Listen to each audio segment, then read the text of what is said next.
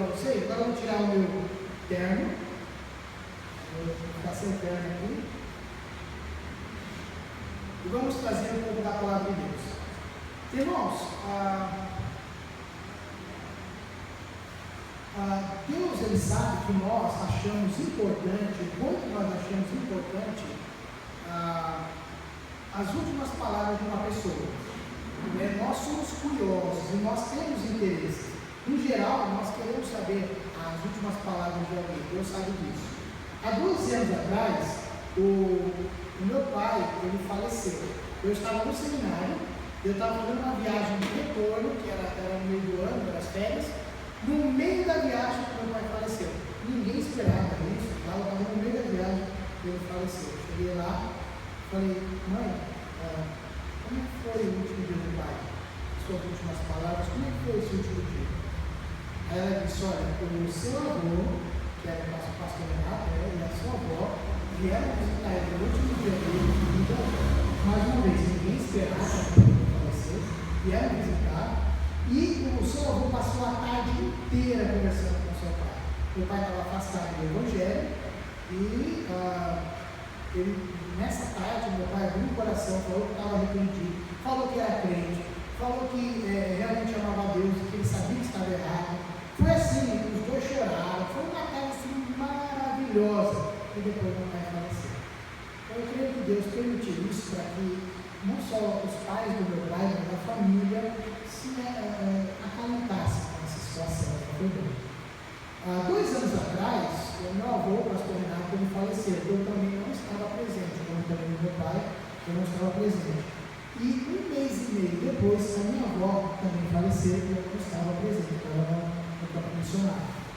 E nessa viagem que eu estou fazendo aqui, eu fui para Maceió e perguntei para a Ivanilda, que cuidou deles, a amiga da família, cuidou deles. E aí eu pergunto, surgiu a conversa, né? Inclusive ele já não estava muito bem, a mente dele já não estava muito bem. Mas aí eu perguntei, como é que foi o último dia da avó? Ela disse, sabe, a avó ficou o dia inteiro dizendo, Renato, que é o meu avô, eu estou indo para aí, Renato, eu estou com saudade, eu quero te ver. Renato, eu estou indo para aí. Bim, era meu pai. Eu estou indo para aí, Bim, eu quero te ver. Eu estou indo para aí. Irmãos, eu não sei, talvez você já tiveram algum ente querido que faleceu, alguma pessoa que você se interessou até de saber as últimas palavras. O fato é que nós somos curiosos, né? Achamos importante as últimas palavras de uma pessoa. E Deus sabe disso. Tanto é que ele mandou registrar em 3 livros as últimas palavras de Jesus. Então, tanto no livro de Mateus, Marcos e Atos. E hoje, eu quero rapidamente tentar ler o Atos capítulo 8, que foi uma dos textos que fala das últimas palavras de Jesus, e tirar deste texto aqui como executar missões mundiais. Porque esse texto fala de missões mundiais. Jesus dá o plano de missões mundiais e como executar esse plano. Então eu quero, esta noite, mostrar como executar o plano e fazer uma aplicação pessoal e eclesiástica desse plano missionário. Então vamos tentar correr aqui e mostrar para vocês. Atos 8 diz assim: mas recebereis poder ao descer sobre vós o Espírito Santo, e sereis minhas testemunhas, tanto em Jerusalém, como em toda a Judéia, Samaria e até os confins da terra. Vamos orar. Ó Pai, nos ajuda a compreender a Tua palavra e sair daqui de feliz. Nós oramos em nome de Jesus. Então aqui nós temos Jesus dando um plano de missões mundiais. E Jesus, quando ele esteve aqui, durante 3 anos que ele trabalhou oficialmente, ele levou o Evangelho, ele era o Evangelho, ele levou o Evangelho em 4 regiões, a região da Galileia, Decápolis, Pérea e Judéia, e uma vez ele foi em Samaria. E somente trabalhando nessas 4 regiões, o ministério dele foi tão impactante, que nós estamos em que ano? 2017, depois de Cristo. Então, no mundo cristão, é contado a história antes e depois de Cristo. Então, o ministério dele foi tão impactante que é claro, ele é Deus, é claro, é o Senhor Jesus, mas como ele atuou foi tão impactante que mudou a história da humanidade. Então nós vemos que esse Jesus que teve esse ministério agora, está passando para os discípulos e passando para esta igreja, Canaã, o plano de missões mundiais e como executar esse plano. Então, pegando aqui os versículos, aqui o versículo de Atos, capítulo 1, versículo 8, eu quero pegar dois verbos aqui que vai nos mostrar como executar esse plano de missões mundiais. Então, olhando para esses dois verbos, o primeiro verbo, aqui no versículo 8, é o verbo receber. Receber é quando você ganha alguma coisa, recebe, isso é bem claro, né? Aí, receber o quê? Mas recebereis o quê? Poder. Essa palavra poder, esse dinamis que está colocado aqui, nós encontramos essa mesma palavra quando os heróis do Antigo Testamento receberam este poder para executar missões específicas. Por exemplo, em Juízes 14:6, então o Espírito do Senhor de tal maneira se apossou dele, que ele o rasgou como quem rasga um cabrito sem nada ter na mão. Está falando de quem? Sansão. Então, o Espírito de Deus, ele recebeu esse poder para executar, ele ganhou força. Lembre-se que naquela época, o Espírito vinha, era temporário, esse poder vinha, a pessoa então executava a missão e ele saía. Hoje, todas as vezes que uma pessoa, quando a pessoa aceita Jesus como Salvador, todas as pessoas que se entregam a Cristo, recebem esse poder para sempre, não é mais temporário. E aqui nós vemos Sansão, nós vemos Zacarias, o Espírito de Deus se apossou de Zacarias, filho do sacerdote Joiada, o qual se pôs em pé diante do povo e lhes disse, assim disse Deus, ele dá o juízo de Deus. Então, pelo Espírito de Deus que foi lhe dado, ele ministrou o juízo de Deus para um povo complicado, um povo de dura serviço, um povo contradizente, o povo de Israel. E ainda em Salmo 51:11, não me recuses da tua presença, nem me retires o teu Santo Espírito. Quem está falando aqui? Davi, que também recebeu esse poder, que lhe deu sabedoria tal, que o próprio Salomão pediu a Deus essa sabedoria para guiar o povo complicado que é o povo de Israel, para ter então poder governar, sabedoria para governar aquele povo. Então nós vemos aqui esse poder dado aos heróis do Antigo Testamento, mas também nós vemos esse poder que o próprio Senhor Jesus, que fez um ministério tão impactante, ele fez o seu ministério pelo poder do Espírito Santo. Conforme Filipenses, ele deixou o uso de seus atributos. Ele não deixou de ser Deus, ele não deixou os seus atributos, ele apenas deixou de usar para ministrar, para desenvolver o seu ministério pelo poder do Espírito, mostrando para nós que podemos fazer isso. Alguns versículos que mostram isso. Lucas 4:1, Jesus, cheio do Espírito Santo, voltou do Jordão, guiado pelo mesmo Espírito no deserto. Lembra que ele foi batizado e a Trindade foi perceptível à humanidade, Deus falando de voz audível, o Espírito Santo deu para ver pelo formato do plano que ele veio, e Jesus estava ali presente. Então nós vemos aqui a Trindade e ele sendo ungido, sendo batizado, cheio do Espírito aqui, batizado não, cheio do Espírito, e aí ele foi então fazer o seu ministério. Nós vemos em Lucas 14, quando ele volta de ser tentado lá no deserto, então Jesus, no poder do Espírito, regressou para a Galiléia e sua fama correu por toda a circunvizinhança. Então Jesus, no poder do Espírito. Aqui em Lucas 4:18 fala que Jesus foi para Nazaré, e quando ele chega em Nazaré, ele foi para uma sinagoga, ele abre o livro do profeta Isaías, e ele lê a profecia até uma parte onde ele estava cumprindo ali. E olha o que diz. Aí eu estive lá em 2011, eu até tirei foto, né? Que a foto lá é uma réplica da sinagoga onde Jesus estava.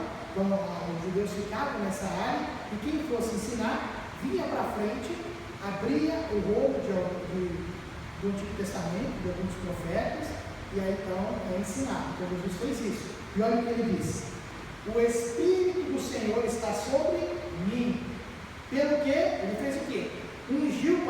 evangelizar os pobres, enviou para proclamar a libertação aos cativos, restaurar a vista aos cegos, para pôr em liberdade os oprimidos. Então veja, Jesus, pelo Espírito Santo, fazendo todas essas obras. Ele podia fazer pelo próprio poder? Podia. Ele é Deus, ele é Jesus. Mas ele, pelo Espírito, fez essas obras, até mesmo para mostrar para nós que a missão que ele nos dá deve ser feita pelo Espírito e podemos fazer. E aqui, em Atos, um outro versículo que mostra também as maravilhas que ele fez. Atos 10:38. Como Deus ungiu a Jesus de Nazaré com o Espírito Santo e com poder, o qual andou por toda parte fazendo bem, curando a todos os oprimidos do diabo, porque Deus era com ele. Então, esse mesmo poder que ele disse, recebereis poder, é o mesmo poder que os heróis receberam para completar a missão que Deus lhe deu, e que o próprio Jesus fez o seu ministério pelo poder do Espírito Santo. Então, irmãos, este poder foi dado ao crente para nos capacitar para executar o plano de missões mundiais. Talvez você já passou por essa fase, ou está passando por essa fase, e diz assim: pastor, eu não tenho condições, eu não sei pregar o evangelho, sabe, eu sou muito fraco para levar o evangelho, eu não consigo. Realmente, irmãos, nós somos muito fracos, somos muito limitados. Nós somos como um carro velho. A gente, como esse carro é limitado, difícil de realmente carregar algo tão importante, é verdade. Nós não temos em nós mesmos condições de levar o evangelho. Mas o que é que Deus nos deu? O que é que Jesus nos deu? O que é que Ele nos deu? Poder. Recebereis poder. E agora? Nós somos nenhum carro velho? Somos? Somos. Só que agora, com um motor novo, o poder do Espírito. Temos o Espírito, nós somos limitados? Somos fracos em nós mesmos? Somos. Mas temos o Espírito Santo que nos capacita a fazer o que Deus nos manda. Então nós temos o poder do Espírito Santo. É por isso, irmãos, que nós devemos deixar o Espírito que habita em nós em liberdade para nos fazer agir. É por isso que a gente fala: mas eu não tenho coragem, eu sou meio fraco. Mas esse mesmo Espírito deu força para essa ação. Mas eu não sei falar a palavra de Deus. E Deus fala, né, que devemos andar com ousadia, temos que ter coragem para levar o Evangelho. Eu não tenho condições de falar o Evangelho, eu não sei tudo. Mas olha, a palavra de Deus mostra que esse Espírito nos fará lembrar de tudo que Ele tem nos ensinado. É por isso que nós lemos a Bíblia. É por isso que cada reunião desta igreja, a Bíblia é central. A Bíblia é colocada, porque é o conhecimento de Deus. E o Espírito que habita em você vai fazer lembrar, para você não falar do Evangelho para as pessoas. Aí o Espírito pode falar: mas eu não tenho muita sabedoria. Olha, mas Deus deu sabedoria para Davi, para criar um povo tão difícil. E Tiago fala: peça sabedoria que me dá liberalmente. Então, nós temos, irmãos, através do Santo Espírito de Deus que habita no seu coração, o poder para executar a missão de Jesus, que Ele nos deu. Recebereis poder quando vir sobre vós o Espírito Santo. Então, nós temos isso aí. Então, o poder. Temos aqui o verbo receber, que nos mostra que nós vamos receber esse poder. E o outro verbo é ser. Sereis o quê? Minhas testemunhas. Quando eu penso em testemunha, eu penso no casamento. Há 4 anos atrás eu casei e nós tivemos testemunhas para assinar lá, comprovando que eles sabiam que nós éramos solteiros e que agora está havendo uma transformação a ponto de nós sermos casados, eu e a Joy. Então a testemunha, ela testemunha o que aconteceu antes, o que está acontecendo e o depois. Nós somos testemunhas do que Deus fez na nossa vida. Deus nos salvou, nós tínhamos um ideal, nós tínhamos um caminho, tínhamos as nossas perspectivas, e de repente Jesus nos salvou, nos arrastou no lamaçal, e agora nós temos um novo caminho, um caminho eterno, uma perspectiva diferente, nova, perspectiva eterna. Nós temos agora uma outra visão do mundo,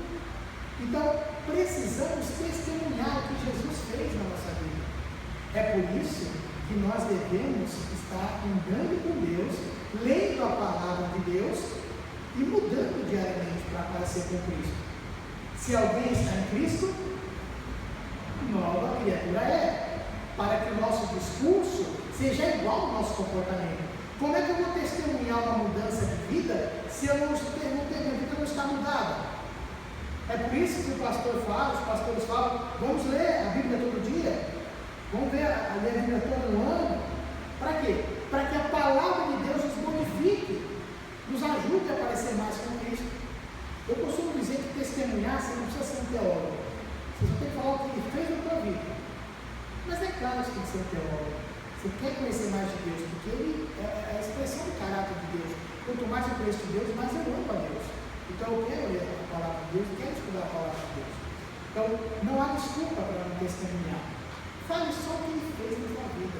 Eu estava assim, eu andava assim, e Jesus me salvou, e agora eu sou assim, eu ando assim. E quanto mais você aprende de Deus, mais lê a Bíblia, mais você vai ter mais conteúdo para falar do Evangelho. Né? Tem um projeto aqui de evangelismo. É isso, é falar o que Jesus fez na tua vida. Nós podemos fazer isso. E aí, ele nos manda então, ele nos dá o plano de missões mundiais, você tem que fazer só as aplicações individuais e aplicações eclesiásticas. O plano de Jesus para o mundo está aqui, Jerusalém, toda a Judéia, Samaria e todas as confins da terra. Vamos pensar aqui em Jerusalém. Quando ele falou, olha, você vai receber poder, você vai estar capacitado, agora você vai testemunhar. Aonde? Em Jerusalém. Uma das coisas, um dos aspectos que eu penso, é que os discípulos, quando estavam em Jerusalém, ele tinha o seu tipo de roupa, o seu linguajar, ele acreditava em um Deus diferente dos povos ao redor, e eu creio que os povos zombavam, inclusive, dos judeus, porque eles acreditavam em um só Deus. Então, em Jerusalém, um aspecto que a gente pode pensar, eles estavam confortáveis, porque ninguém ia zombar dele que ia falar de Jeová. Eles estavam falando do Deus que Israel acredita. Eles conheciam as tradições de Israel. Então ele falou, olha, pregue o Evangelho no lugar onde você se sente confortável. Individualmente falando, onde é que eu me sinto confortável? É uma aplicação. Na minha casa, com os meus melhores amigos. Eu tenho que ser crente na minha casa com os meus melhores amigos. Parece que te inverte isso, né? Eu tenho que testemunhar de Cristo na minha casa, se seu cônjuge não é crente, se algum parente seu não é crente. Eu tenho que ter não só o discurso, mas o comportamento para testemunhar, que às vezes eu não consigo nem dar o discurso, dependendo da situação. Mas o meu comportamento, que junto com o meu discurso, vai ser impactante na vida do nosso cônjuge ou do nosso parente. E os nossos melhores amigos devem ser aquelas pessoas que um dia, de repente, eu evangelizei, se converteu, ele é um crente, agora eu estou crescendo junto com ele. Eu estou compartilhando a minha vida com ele. Porque agora eu estou crescendo junto com ele. Então devemos ser crentes na nossa casa com os nossos melhores amigos. Na igreja, onde é a nossa Jerusalém? É o prato. É o Juazeiro. Olha a briga, né? É o Juazeiro. Vocês estão fazendo projetos aqui de evangelizar 100 quantos, pastor? 122 pessoas. A igreja precisa ter em mente planos de como alcançar esse bairro, como alcançar os meus vizinhos, como alcançar essa cidade para Cristo. O nosso pensamento como igreja é esse.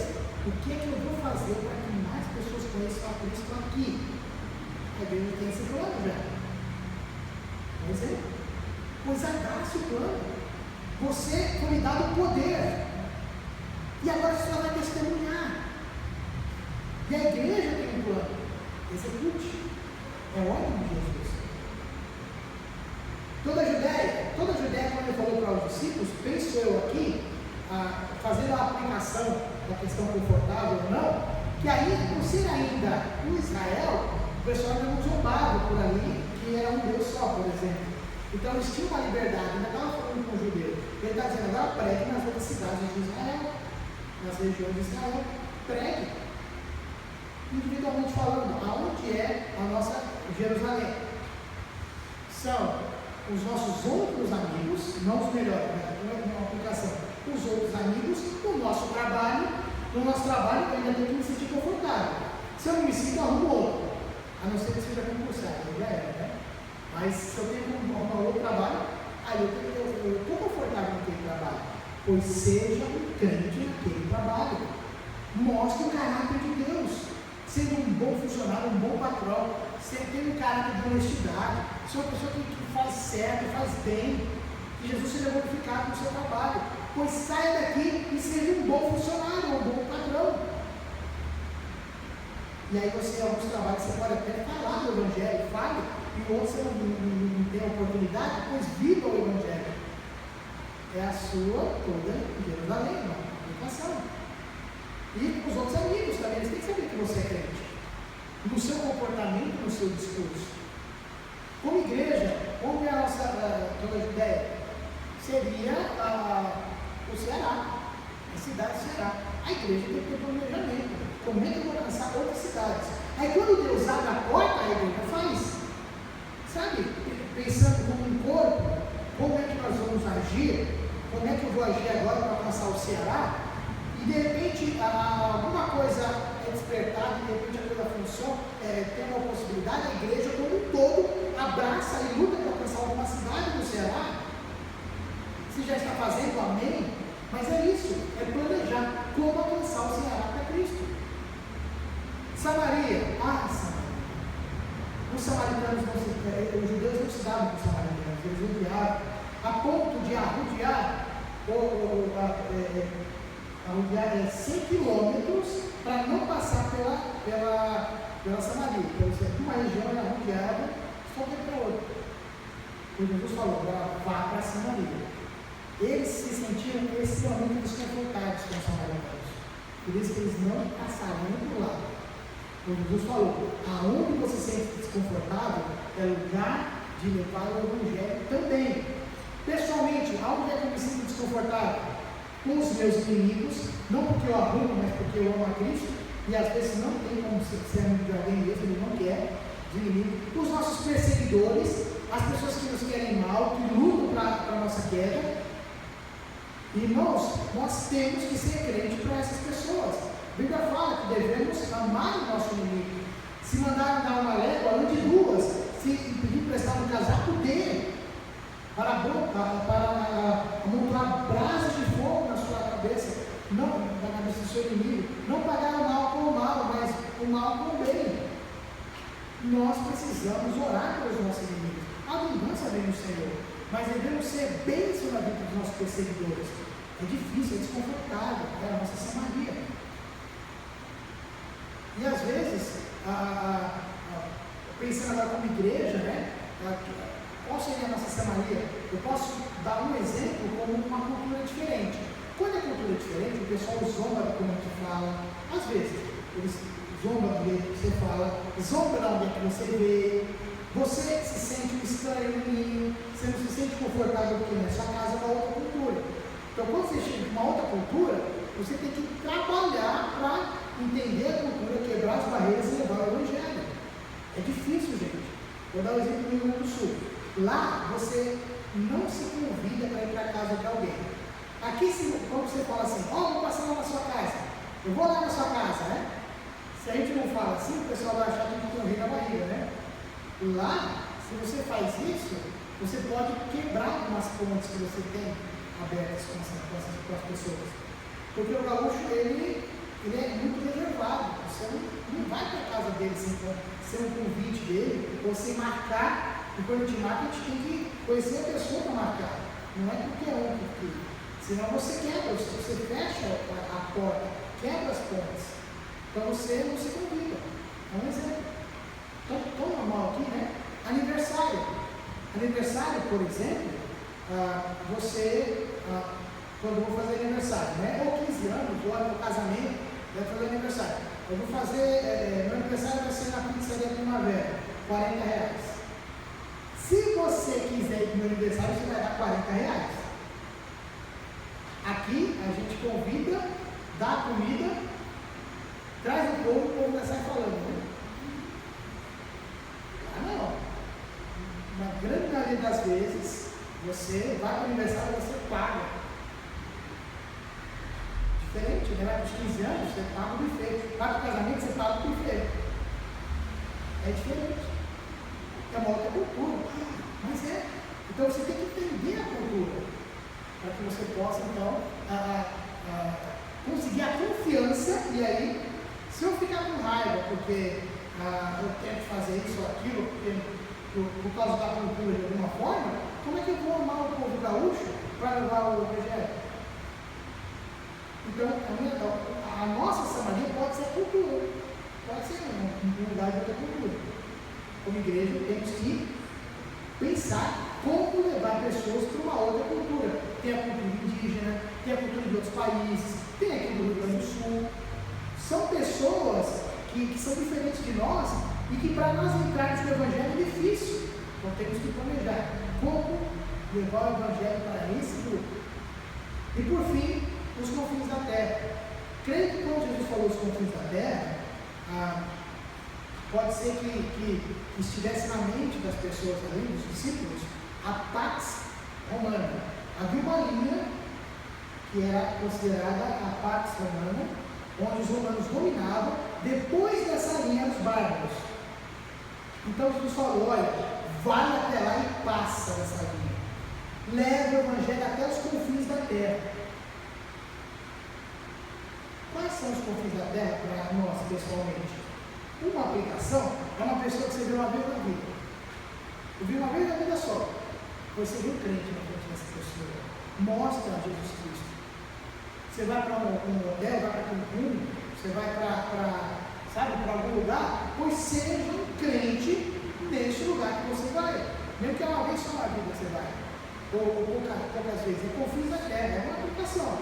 Seja um crente, aquela pessoa que você vai falar uma vez na vida, pois seja crente.